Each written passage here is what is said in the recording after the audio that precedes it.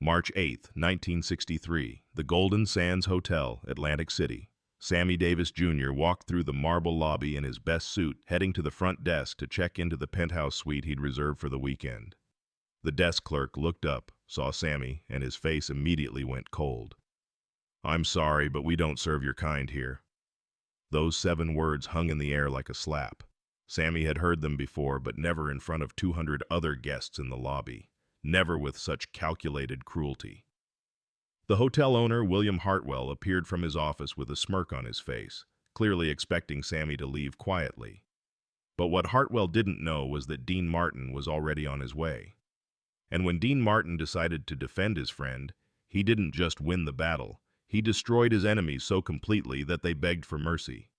What Dean did over the next 48 hours would force a racist hotel owner to his knees, asking for forgiveness. And it would send a message throughout the entertainment industry that nobody humiliated Sammy Davis Jr. and walked away unscathed. To understand the magnitude of what Dean Martin did to William Hartwell, you need to understand who these men were in March 1963. Sammy Davis Jr. was at the absolute peak of his career. He was pulling down $50,000 a week in Vegas, had just starred in Ocean's 11 with the Rat Pack, and was one of the most recognizable entertainers in the world. When Sammy Davis Jr. walked into a room, people noticed. When he performed, audiences worshipped. When he spoke, the entertainment industry listened. Dean Martin was equally powerful, but in a different way. Where Sammy was the talent, Dean was the connector. He knew everyone who mattered: casino owners, booking agents, television executives, record company presidents. Dean's power wasn't just in his voice or his charm. It was in his ability to make one phone call and change someone's entire career. William Hartwell, on the other hand, was a small-time hotel owner who had gotten lucky. He'd inherited the Golden Sands from his father and had been coasting on its reputation for years. The hotel was profitable but not spectacular. It relied heavily on entertainment bookings to fill rooms, especially during the slow winter months, and that dependence on the entertainment industry was about to become William Hartwell's biggest nightmare. Back to that moment in the lobby. Sammy stood at the front desk, his reservation confirmation in hand, while the clerk repeated those devastating words. "We don't serve your kind here." The entire lobby fell silent. Conversations stopped mid-sentence. People put down their drinks and stared. 200 witnesses to a moment of pure, calculated racism. "Excuse me," Sammy said quietly, though he had heard perfectly. The desk clerk, emboldened by the appearance of his boss, spoke louder. "I said we don't serve coloreds here. This is a respectable establishment." That's when William Hartwell stepped forward, that smirk still on his face. "Is there a problem here?" he asked, knowing full well what the problem was. "Yes," Sammy said, holding up his confirmation. "I have a reservation for the penthouse suite, paid in full." Hartwell glanced at the paper without really looking at it. "I'm afraid there's been a mistake. We don't have any availability. The reservation was confirmed this morning." "Like I said, a mistake." Hartwell's smirk widened. "I'm sure you can find accommodations more suitable to your situation." The words hung in the air. Every person in that lobby understood exactly what was happening. Sammy Davis Jr., one of the most famous entertainers in America, was being turned away because of the color of his skin. Sammy could have made a scene. He could have demanded to speak to the manager, threatened legal action, called the press. Instead, he did something that surprised everyone, including William Hartwell. He smiled. "I understand," Sammy said calmly. "Thank you for clarifying your policy." And with that, Sammy Davis Jr. turned and walked out of the Golden Sands Hotel. The lobby erupted in whispers.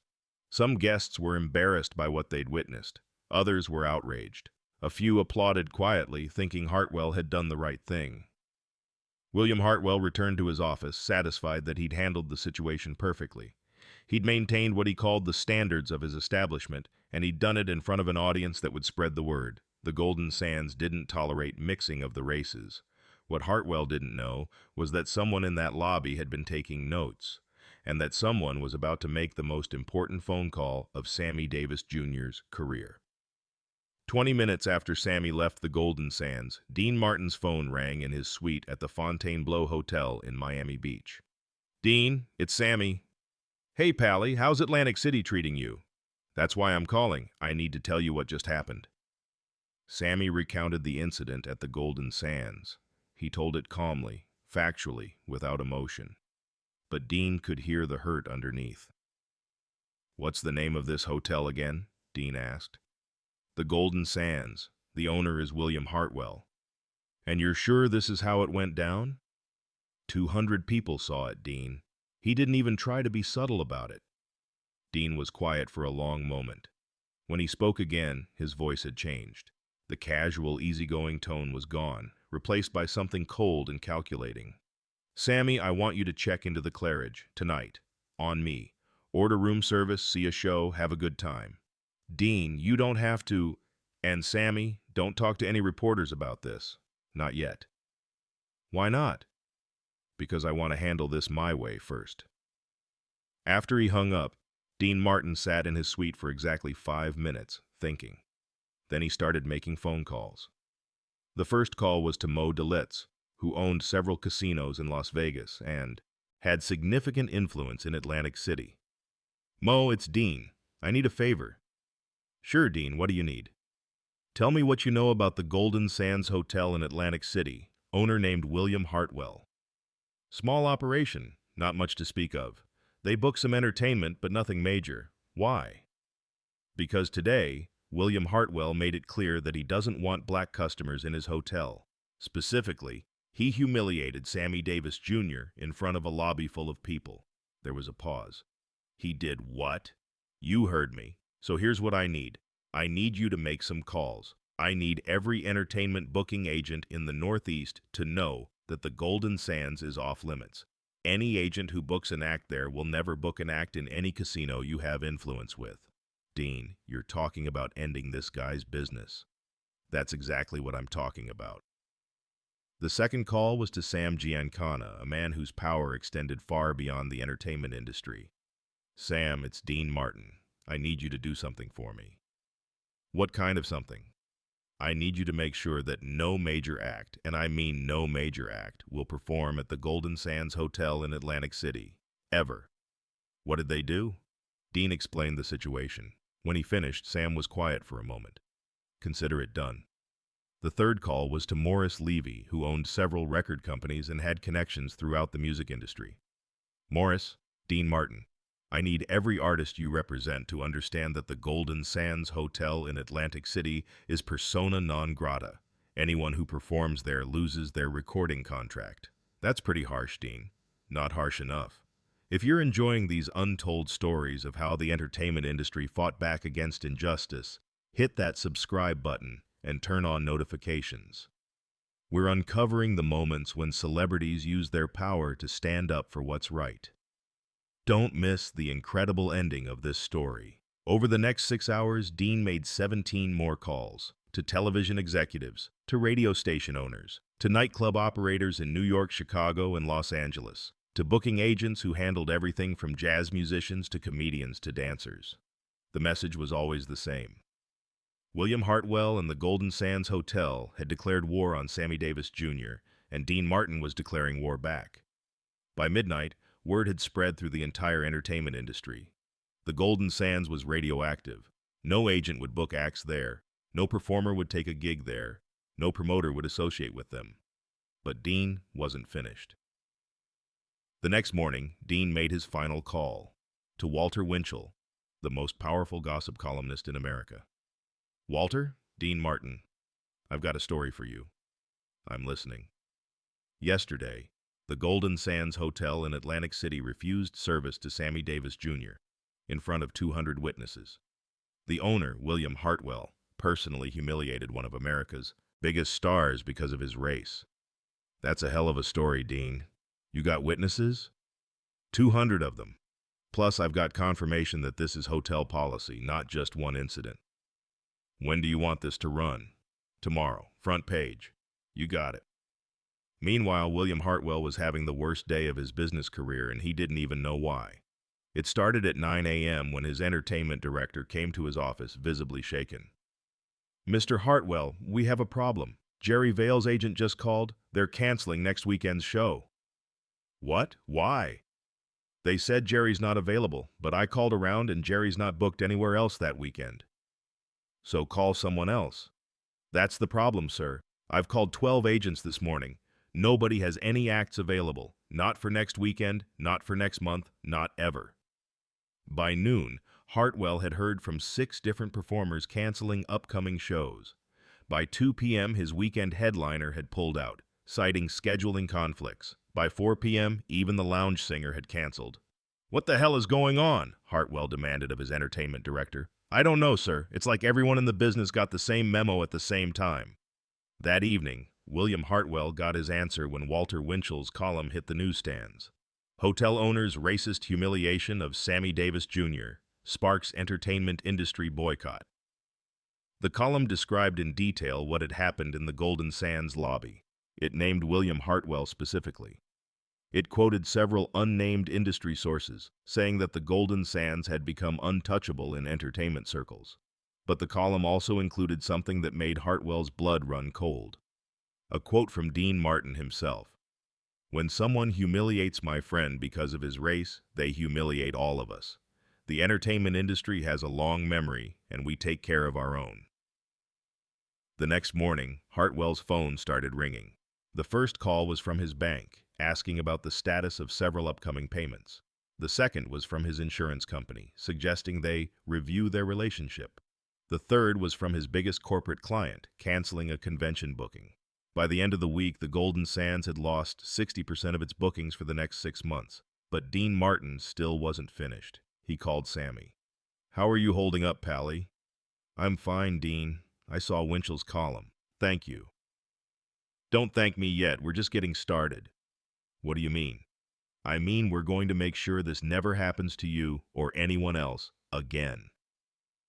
Dean's next move was brilliant in its simplicity. He organized what he called the Atlantic City Freedom Concert, a massive show featuring himself, Sammy, Frank Sinatra, Joey Bishop, and Peter Lawford. The proceeds would go to the NAACP. But here's the genius part. They booked it for the same weekend that the Golden Sands had been planning their biggest event of the season. The Freedom Concert was held at the Convention Hall, just 6 blocks from the Golden Sands. Every major entertainer in the country either performed or attended. The media coverage was enormous, and the implicit message was clear. This is what happens when you stand on the right side of history. Meanwhile, the Golden Sands sat empty. Not a single guest, not a single performer, not a single event. By the end of March, William Hartwell was facing bankruptcy. His hotel was hemorrhaging money. His reputation was destroyed. His staff was quitting. His investors were demanding answers he didn't have. That's when he made the phone call that would complete his humiliation. He tracked down Sammy Davis Jr.'s manager and begged for a meeting. "I need to speak with Mr. Davis, please. I need to apologize." "Mr. Davis doesn't take meetings with people who humiliate him in public." "Please, I'll do anything. I'll make it right." After some back and forth, Sammy agreed to see him, not out of forgiveness, but out of curiosity. The meeting took place in Sammy's dressing room at the Latin Casino in Philadelphia, where Sammy was performing to sold-out crowds. William Hartwell arrived looking like he hadn't slept in weeks. His expensive suit was wrinkled, his eyes were red, his hands were shaking. When Sammy entered the room, Hartwell did something that shocked everyone present. He dropped to his knees. "Mr. Davis, I'm begging you. Please forgive me. I made a terrible mistake. I was wrong. I was ignorant. I was cruel. Please, I'm begging you to call off your friends. My hotel is dying. My family is suffering. I'll do anything to make this right." Sammy looked down at this broken man and felt something he didn't expect: pity. "Mr. Hartwell, stand up. Not until you forgive me. Not until you make this stop." "Mr. Hartwell, I can't make this stop. You did this to yourself. Please, I'll change the hotel's policy. I'll welcome black guests. I'll make a public apology. I'll donate money to civil rights organizations. Whatever you want." Sammy was quiet for a long moment. "Mr. Hartwell, what you did to me wasn't just about me. It was about every black person who's ever been told they don't belong somewhere. What Dean did to you wasn't just about revenge. It was about sending a message." "What message?" "That actions have consequences, that the old ways are ending, that treating people with dignity isn't optional anymore. It's required. So you won't forgive me? I forgive you, Mr. Hartwell, but forgiving you doesn't undo the consequences of your choices. William Hartwell left that meeting a broken man. He'd gotten the forgiveness he'd begged for, but it was too late to save his business. The Golden Sands Hotel closed its doors 3 months later. William Hartwell declared bankruptcy and moved to Florida, where he managed a small motel for the rest of his career. But the story didn't end there, because what Dean Martin had orchestrated became legend in the entertainment industry. It became a cautionary tale told in boardrooms and booking offices across the country. The message was simple: if you humiliate our people, we will destroy you completely. And for the rest of the 1960s, incidents like what happened to Sammy became increasingly rare. Not because people's hearts had changed overnight, but because they'd learned that racism was bad for business. Years later, when reporters asked Dean Martin about the Golden Sands incident, he would smile that easy smile and say, "I don't know what you're talking about. I'm just a singer." But everyone in the entertainment industry knew the truth. Dean Martin had proven that loyalty wasn't just about standing by your friends when it was convenient. It was about destroying anyone who hurt them, no matter what it cost.